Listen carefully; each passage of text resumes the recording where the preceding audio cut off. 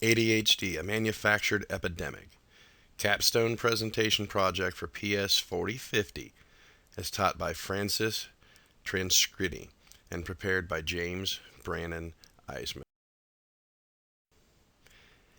ADHD is offered as a legitimate neurological condition that causes millions of children to be miserable, one that stunts their amazing potential, and one that can be potentially alleviated by certain prescription stimulants. It, however, leaves no doubts that the diagnosis and treatment of the disorder has run wildly out of control on a promise of an easy pharmaceutical fix to normal childhood behavior. The promise from advertisements of children becoming little saints through the miracles of so-called risk-free stimulants is on the rise. Advertisements are thrown in the face of parents, and they are expected to believe everything they see. The promises of better grades, spending more time with family, remembering to do chores, and having normal sleep times and patterns are the theme of the entire advertising campaign. As it has been propagated, this could certainly be an epidemic if all of the facts were accurate. However, they are not. 19% of high school-aged males have received a diagnosis of ADHD. While these numbers do vary from state to state, the common theme remains that the overdiagnosis is indeed a problem. For an example, in North Carolina, 30% of boys over the age of 9 have been diagnosed with ADHD, according to one study. 7% of the entire population of the United States of America, with that being children and adolescents, are on some drug to treat some form of ADHD. There are three main types of ADHD that have been defined.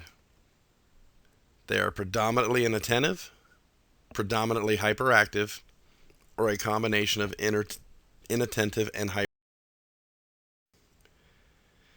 Key presentations for inattentive symptoms are considered to be being easily distracted, forgetfulness, moving from task to task without completing them, difficulty maintaining focus and quickly finding activities boring, difficulty organizing and completing tasks, losing the things needed to complete tasks, daydreaming, not listening even when being quiet, and being easily confused and moving slowly.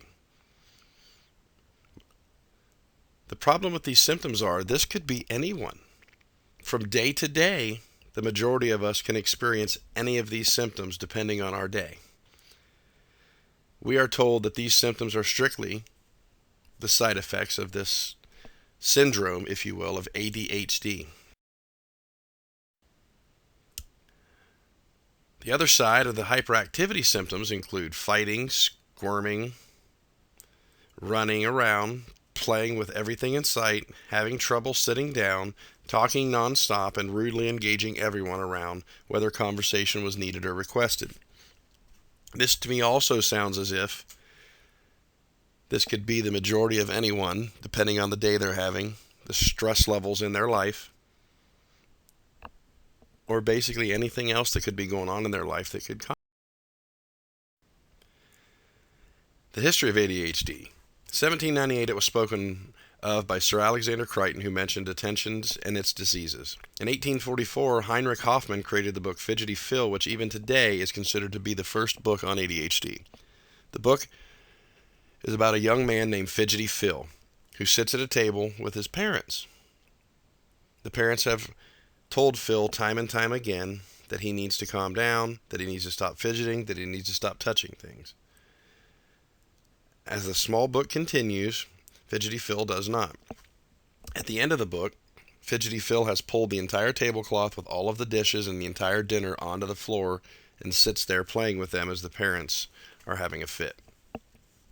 In 1902, George Still recognized and described the condition. And through various changes within the DSM through the years, there are various revisions of the diagnosis and symptoms of the disease. ADHD has many definitions. Is it a late discovered disease? Is it one new to the field and as such it has not been proven yet? Well, obviously a case could actually be made for both sides depending upon whom you are talking to regarding ADHD. A search from Google will return 15,600,000 results when ADHD is searched for. It is very popular and its controversy. Humans are not machines and tend to move from task to task, think on the fly, and are not predictable. Certain behaviors of ADHD listed as symptoms can be attributed to stress, situational disorders, or just normal human behaviors. Parents are raising a generation of children stuck at home. Video game and television babysitters are the replacement for one. Normal childhood, as described by Professor Priscilla Alderson, claims that most behavioral syndromes are childhood restlessness of a generation stuck at home. She says that it was often convenient for neglectful parents to claim that a child had a behavioral disorder when in fact the parents were neglecting the child by not providing them with the attention that they need, by allowing them to be babysat by video games, televisions, or some form of technology. Playing in public parks, giving them free space, freedom, room to run, and alone time with nature to foster creativity and not have a television telling them what to do, nor video games showing them what to think are. The truth is that a disorder or syndrome is simply not a medical diagnosis. It simply remains a collection of behavior. They are so broad in their scope and depth that everyone has them at some point in their life. As stated earlier, technology is still replacing parents, replacing role models, and even books in some cases. So is it a wonder that all... It has been speculated that society's use of chemicals, pollutants, heavy metal toxicity, and various other human health conditions all contribute to the potential of ADHD and its symptoms. Calcium, magnesium, iodine, iron, and zinc deficiencies all contribute to learning disabilities in ADHD, or ADD. High copper, lead, cadmium, and aluminum levels can also be seen in learning disabled children. These are some of the convenient truth, however, is that ADHD is a disorder that is said to affect millions of people. The proof is that there is something wrong with these individuals. However, it could be just as easily being a paradigm shift in the thinking of parents and youth today. As I stated, technology is replacing parents, replacing role models, and even books. Only time will tell, however, the effects that these medications and the lack of discipline will have on these children of the world. But for now, it seems as though it continues ADHD epidemic. One of the other issues, as I see it, is the discipline through the years. Pre-1990s, children were disciplined physically, typically corporal punishment within the household, spankings, smacking their hands, things of that nature.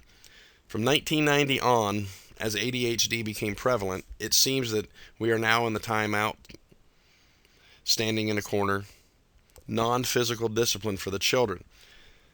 It was once said, if you spare the rod, you spoil the child. Is this possible that could be exactly what